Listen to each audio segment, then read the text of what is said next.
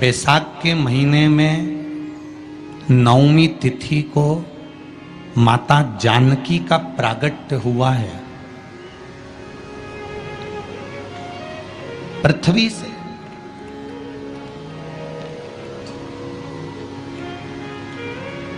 कभी एक विचार करिएगा कि नरसिंह अवतार बैसाख के महीने में हुआ, कुर्मा अवतार बैसाख के महीने में हुआ, हयग्रीव अवतार बैसाख के महीने में हुआ, परशुराम अवतार बैसाख के महीने में हुआ, माता जानकी का अवतार बैसाख के महीने में हुआ। आखिर बैसाख के महीने में, माधव महीने में इतनी महत्वता क्यों?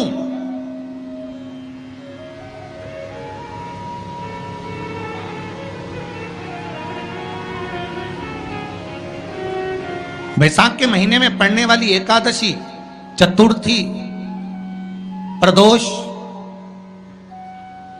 अमावस्या, पूर्णिमा, शिवरात्रि, ये सभी इतनी महत्वपूर्ण क्यों हो जाती है?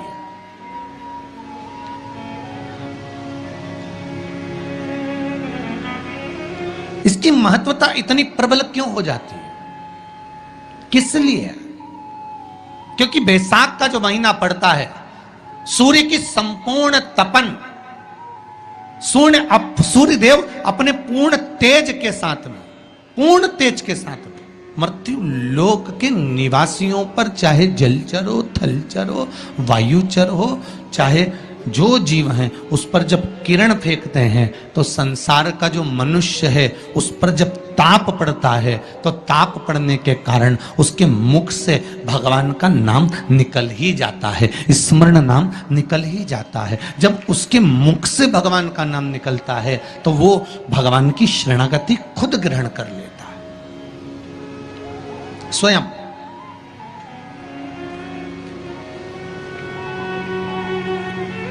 शरणागति ग्रहण कर लेना। बैसाख की पोथी पढ़ते हो आप लोग? आप में से अगर कोई पढ़ता हो बैसाख महीने की पोथी, तो उसमें एक वर्णन आता है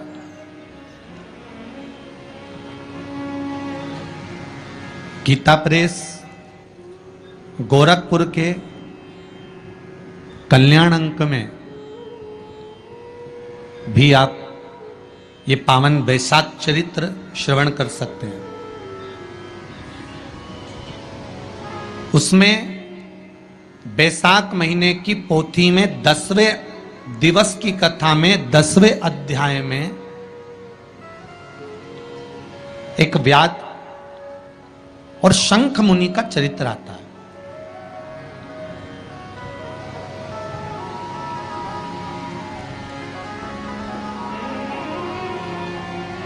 शंख मुनि एक बार निकलकर भगवान शंकर के मंदिर में जल समर्पित करने के लिए जा रहे थे और शिव मंदिर की ओर जाते जाते जाते जाते जाते जाते बीच मार्ग में चलते चलते चलते चलते और वो शंख मुनि जब शिव के मंदिर में पहुंचे, शंकर भगवान के मंदिर में जाकर उन्हें दर्शन किया,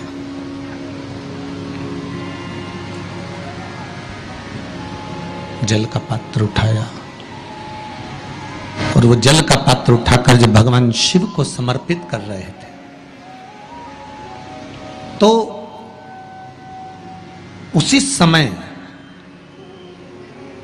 जल का पात्र उठाकर जब शंकर भगवान को समर्पित करा गया और शंख मुनि निकलकर जब बाहर आ रहे थे, आते आते शंख मुनि के मन में एक भाव उत्पन्न हो गया कि जब हम भगवान शिव को कुछ वस्तु समर्पित करते हैं तो उसका फल, उसका पुण्य फल हमें कितने समय में प्राप्त होता है। ये शंख मुनि के मन में एक विचार जागृत हो गया, शंख मुनि के मन में एक भाव जागृत हो गया।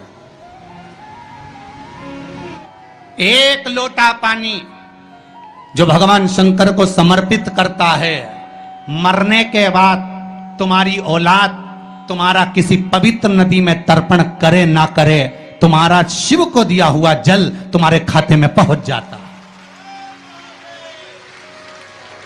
आपने जो शंकर भगवान को एक लोटा जल दिया है, शिव जी को एक लोटा पानी चढ़ाया, शंकर भगवान को एक लोटा जल समर्पित करा है, शंकर भगवान को एक लोटा जल अगर आपने दिया है तो वो आपके खाते में पहुंचेगा जरूर, ये निश्चित है, पक्का है।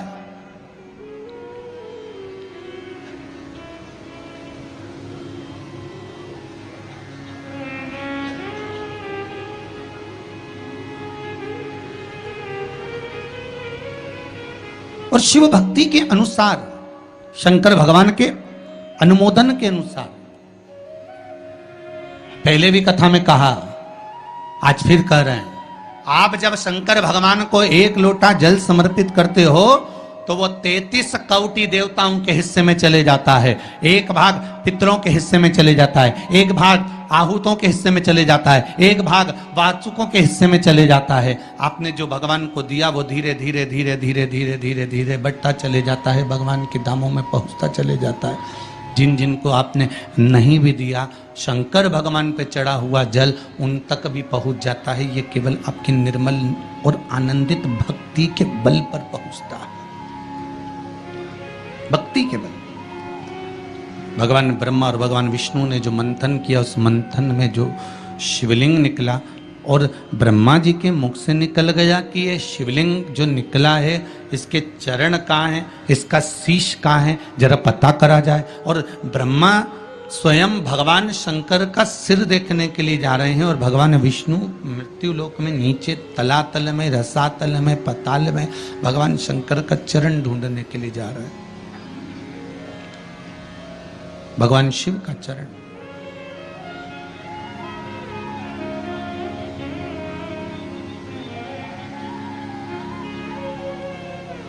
गए दोनों, वो ऊपर गए, ये नीचे गए देखने के लिए। कई लोग शिव महापुराण की कथा, स्मरण, भजन, कीर्तन सुनने के लिए नहीं जाते हैं। मंदिर में कई लोग भगवान शंकर पर जल चढ़ाने नहीं जाते हैं। कई लोग ये देखने के लिए जाते हैं कि कौन आया कौन नहीं आया, किसने सुना और किसने ना सुना, किसने धारण करा किसने ना करा।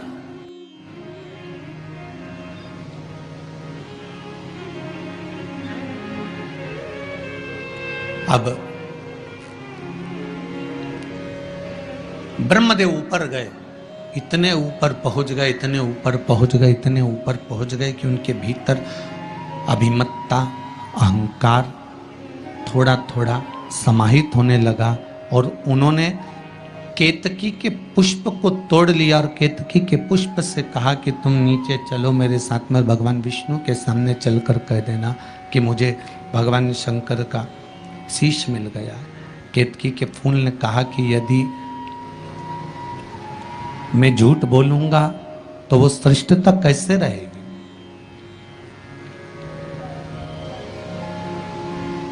मेरे झूठ बोलने की श्रेष्ठता कैसे होगी, कौन मानेगा मेरी बात को। सामने से गौ माता निकल कर जा रही थी, गाय से कह दिया तुम चलकर कह दो कि तुम चलकर कहो श्री शिवाय नमस्तुभ्यम।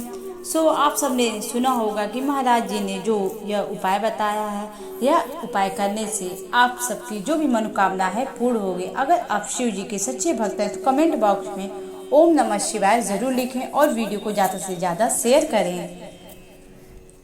वीडियो पे अगर नए हैं तो हमारे चैनल को सब्सक्राइब करें।